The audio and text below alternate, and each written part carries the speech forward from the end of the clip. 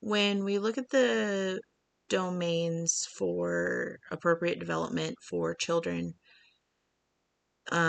physical, cognitive, language, and affective, we can see how they link together to help build, but they also build individually. And art for pre-K age children and early childhood educators is a really great way to show how it helps with appropriate development. When you look at developmental milestones for pre-K age children, art can help develop a lot of those and really help build a lot of those. So for physical development, you can see it in ways that the children are building their fine motor grasp. They are working to build those smaller muscles in their hands. So they go from the chunky color crayons and stuff to the smaller ones and pencils and um, cutting with scissors, opening and closing, and ways like that. Language can be built in art with children learning the colors and then going on to describe what they're drawing or describe the textures they're feeling. Cognitive development can also be seen in art as children start to more plan what they're going to make or build or draw instead of just going into color and just whatever they make is what they make. They're finding a deeper meaning behind it. They also start to represent things that surround them in their lives every day or new things that happen to them. Affective development can be seen in art by children can start working together to make pictures or different activities, or teachers can plan more group activities, and they are also cooperating, planning together, and they also are more excited about what they're making. They're more excited to show you what they've created. Domains have a pretty big influence in art. Cognitive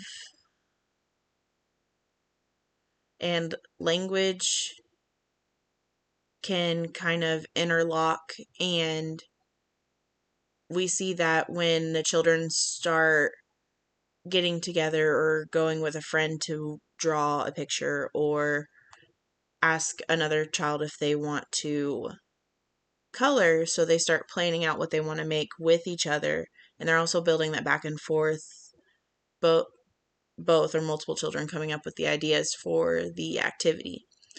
Physical and cognitive can also be seen interacting when educators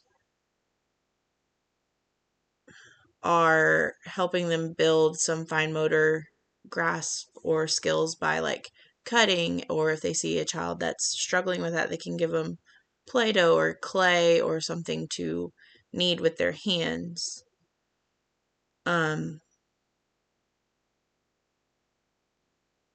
So they're building those fine motor skills and working on staying at an activity for longer periods of time. They're adding more details, or they're coming up with their own ideas on what they want to make. So physical and cognitive, they're working those fine motor skills, but they're also staying there longer or adding extra work from what they were doing before. When a teacher sees that a child is behind or lacking in a specific domain, they can do a couple different things. Some ideas I came up with were for the physical domain.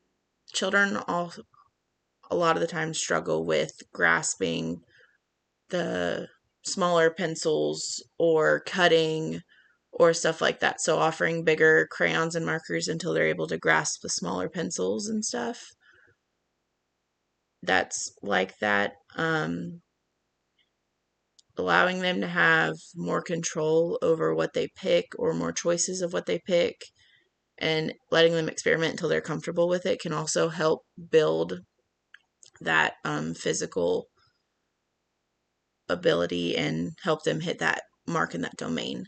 For affective domain, children can often struggle having to share or take turns, or even when it's not looking the way that they want it to. They wanted a circle, but it wasn't a perfect circle. So teachers can help by staying close when offering group art activities or when they see a child struggling and just not happy with what they're making.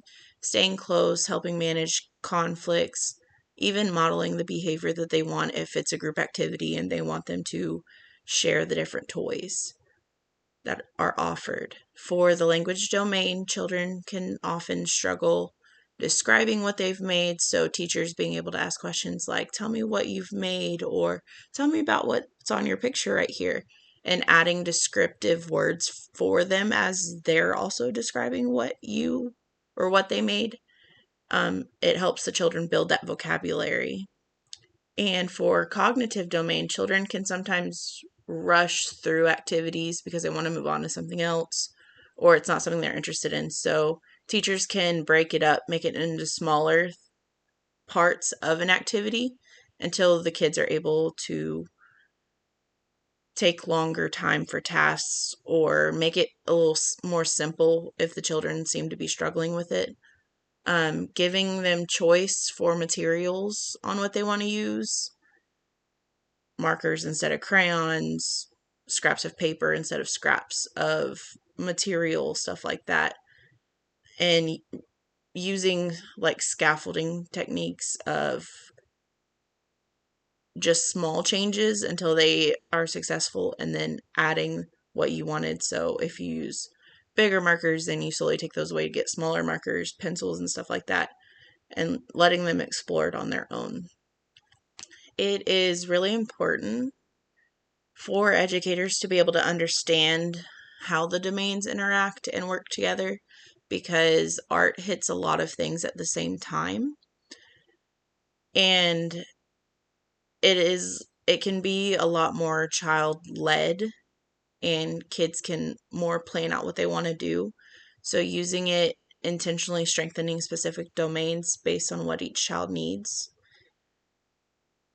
There's a lot of descriptive language that you can use to build their language and group. It's a lot of group activities. So teachers understanding how art can help a child grow in not just physically but emotionally and intellectually. They'll be able to see the ways that each domain interlocks and leads to the next.